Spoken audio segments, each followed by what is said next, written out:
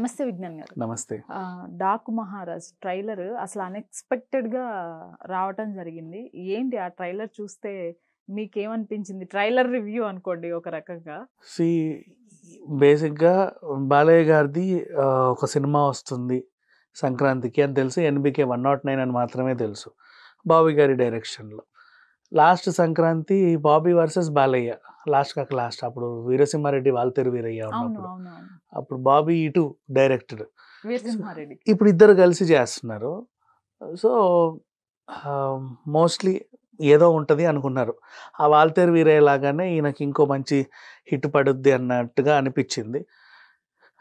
ఇప్పుడు చూసుకుంటేనేమో నిన్నటి వరకు లేని ఇంపాక్ట్ ఈరోజు ఎందుకొచ్చిందంటే మొత్తానికి ఆ టీజర్ అనేది రిలీజ్ చేస్తున్నారు. రిలీజ్ డేట్, టీజర్ అంటే అన్నిటికి ఒక క్లారిటీ వచ్చే అవకాశం ఉంది. టైటిల్ ఇది అని చెప్పాలి వీళ్ళు. నిన్నటికి నిన్న ఒక గొడవ జరిగింది. దీనికి 'సర్కార్ సీతారాం' అనే పేరు పెట్టాలా? లేక 'డాకు మహారాజ్' అని పెట్టాలా? అనే టైంలో 'డాకు మహారాజే' బావుంది అని చెప్పేసి అందరూ ఫైనలైజ్ చేశారు. డాకు అంటే దొంగ. దొంగ మహారాజ్. ఎలా దొంగ? ఏంటి దొంగ? అనేది మనం సినిమా చూసి నేర్చుకోవాలి. ఇకపోతే దీంట్లో ఈ కథ వెలుగు పంచే దేవుడిది కాదు. ఓకే. సరే. చీకటిని శాసించే రాక్షసులది కాదు. ఆ రాక్షసుల్ని ఆడించే యమధర్మరాజుది కాదు. నెక్స్ట్ ఇది గండ్రగొడ్డలి పట్టినటువంటి యమధర్మరాజు కథ. ఒక యుద్ధానికి అంటే సైన్యమే లేకుండా యుద్ధం చేసే ఒక గొప్ప రాజు కథ. ఇప్పుడు యుద్ధానికి వెళ్ళాలంటే ఇటెంత సైన్యం, మనం 'బాహుబలి' చూసాం. మన సైన్యం ఎంత అంటే 25,000, వాడెంత అంటే 100,000 అంటే భయపడతారు కదా. ఇప్పుడు అట్లాగే ఒక యుద్ధం వస్తుంది. మొత్తం వాళ్ళ సైన్యం, వాడి రాజ్యానికి ఎంత రా అని అడిగితే ఎవడు లేడు వాడు ఒక్కడే అని చెప్తే ఎలా ఉంటుంది? ఆ టైప్లో ఒక సినిమా తీసుకొచ్చారు. అంటే సైన్యం లేని రాజు, తనకు తానే రాజు, తనకు తాను ఒకడే, ఎంతమంది వచ్చినా వాళ్ళందరినీ డిఫీట్ చేసి తనే ఉంటాడు. ఈ టైప్ ఆఫ్ సబ్జెక్ట్ని ఎంచుకున్నారు.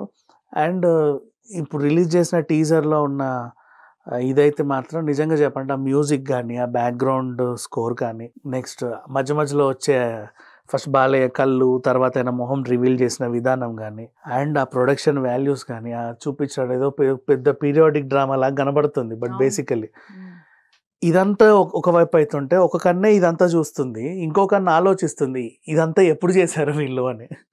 చూస్తున్నంతసేపు అదే అనిపిస్తుంది, అరే ఈ అసలు ఏమాత్రం అప్డేట్ లేదు ఇప్పటి వరకు, ఇంత పెద్ద కథ తీస్తున్నారు వీళ్ళు. ఏదో బాలయ్య గారితో ఒక యాక్షన్ సినిమా ఏదో తీస్తున్నాడేమోలే బాలి వాల్తేరు వీరయ్యలాగా అనుకున్నాం, అంతేగాని ఇంత డెప్త్ ఉంటుందని అసలు ఎవ్వరూ ఎక్స్పెక్ట్ చేయాల. అండ్ మళ్ళీ సరే ఎక్స్పెక్ట్ చేసాము వస్తుంది, సరే సంతోషం అనుకుంటే ఎప్పుడు వస్తుంది అంటే తెల్లారితే వస్తుంది, సంక్రాంతికి అంట. మళ్ళీ 12th డేట్ వేసి పడేసాడు. సో అందరికీ కూడా విచిత్రంగా అనిపిస్తుంది. అప్పుడు ఎప్పుడో మన గౌతమిపుత్ర శాతకర్ణి కూడా అంతే, ఎప్పుడు షూట్ అయిందో తెలియదు, రిలీజ్కి వచ్చేసింది. అంటే గబగబ చేసేస్తున్నాడు బాలయ్య షూట్లు కూడా. ఈ ఏజ్లో ఒక యంగ్ హీరో కూడా అంత ఫాస్ట్గా చేయలేని టైంలో ఇంత పెద్ద పెద్ద యుద్ధ సన్నివేశాలు, ఇంత పెద్ద పెద్ద ఫైట్లు ఇవన్నీ ఉన్న మూవీస్, ఓ పక్క రాజకీయాలు బ్యాలెన్స్ చేస్తా, ఇంకోవైపు మన టాక్ షోలు మేనేజ్ చేస్తా, ఇంకోవైపు ఆయన ఏ బ్రాండ్స్కి అయితే బ్రాండ్ అంబాసిడర్గా ఉన్నాడో వాళ్ళని బ్యాలెన్స్ చేస్తా సినిమా తీస్తున్నాడు. వెంటనే అటు బసవతారకం చూసుకుంటూ మళ్ళీ మధ్యలో అదొకటి ఉంది. ఇన్ని చేసుకుంటూ మళ్ళీ ఇది కంప్లీట్ చేసేసాడు. చూడు ఎంత ఫాస్ట్గా.